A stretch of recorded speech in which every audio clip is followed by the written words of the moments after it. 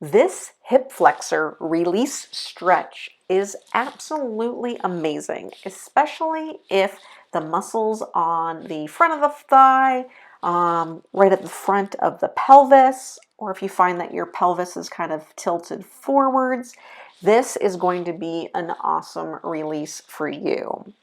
Start off with a towel roll kind of underneath the low back, kind of to your bottom so that your tailbone is raised off the floor.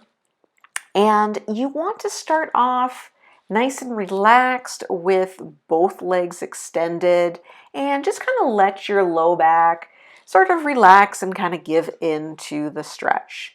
Start gently by pulling one of your knees into your chest, and you should feel a very gentle stretch on the hip flexor of that straightened leg. Reach out further with that straightened leg, and to take it a little bit further, squeeze the glute muscle and straighten that leg a little further, and that will deepen your stretch. Try this for a couple of breaths on each side. It will feel amazing.